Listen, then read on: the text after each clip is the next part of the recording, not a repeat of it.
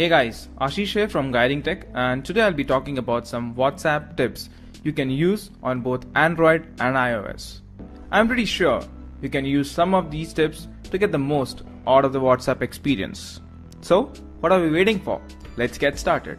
One of the most important things to look out for in social media and messaging services is privacy. Now, back in time, there were no much options in WhatsApp to safeguard the privacy. But now you can control things like who can see your last seen status or your profile pic and your status message. To get things configured, open WhatsApp settings and there head over to accounts and then select the option privacy. Here you can hide the last seen timestamp, profile pic and status. You can select if everyone or just your contacts or if no one can see these stuffs. Additionally, you can also block contacts in here who you don't want to interact with.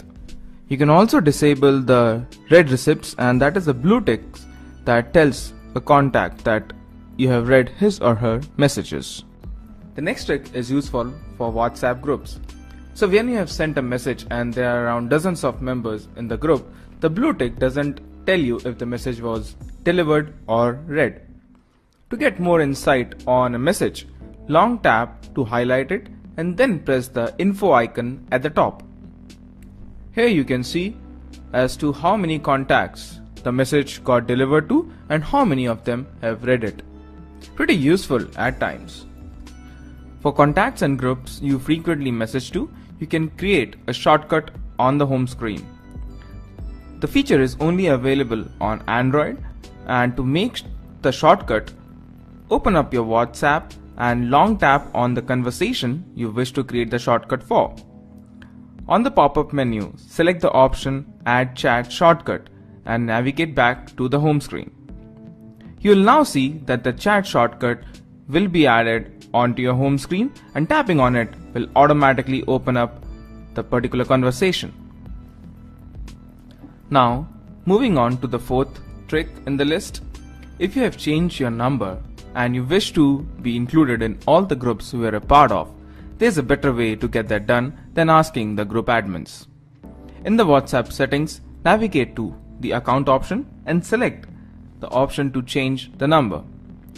You should have the new SIM activated on the phone before you proceed.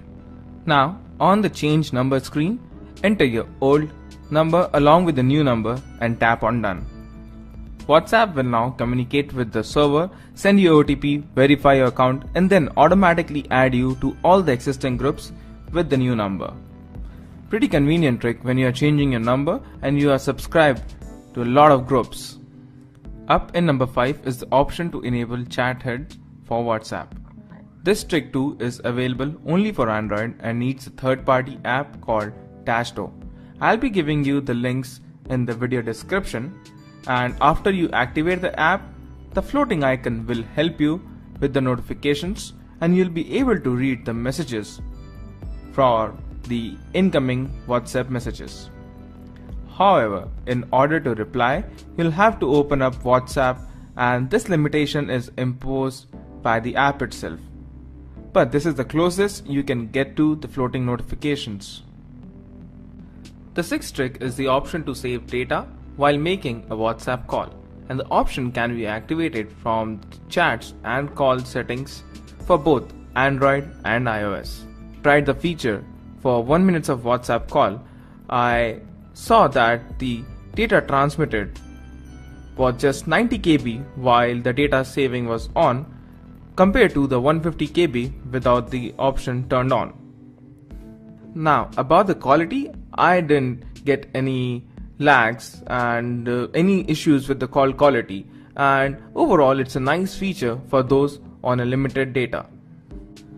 Now we know that WhatsApp doesn't allow two apps to be installed on a single device, and if you have a dual SIM Android or you just need to use WhatsApp on a single device in case you carry two phones, there is a way out. Click on the video link you see on the top right hand side, and it will open up the detailed guide on how you can use multiple WhatsApp on a single dual SIM Android device. A pretty useful trick, trust me. Now, to save data even further while you are on cellular network, you can choose to deactivate auto media download. To configure the settings, navigate to the calls and chat setting in WhatsApp and choose the option of media auto download. Here, you can configure what can be downloaded while you're on the data or the Wi-Fi and the roaming network. Backups of the chats can be very important, and both Android and iOS gives the option of cloud backup. The backup option is located under the chat settings, and while the iOS backups can only be taken on iCloud, Android gives the option to use local storage as well as Google Drive as the backup location.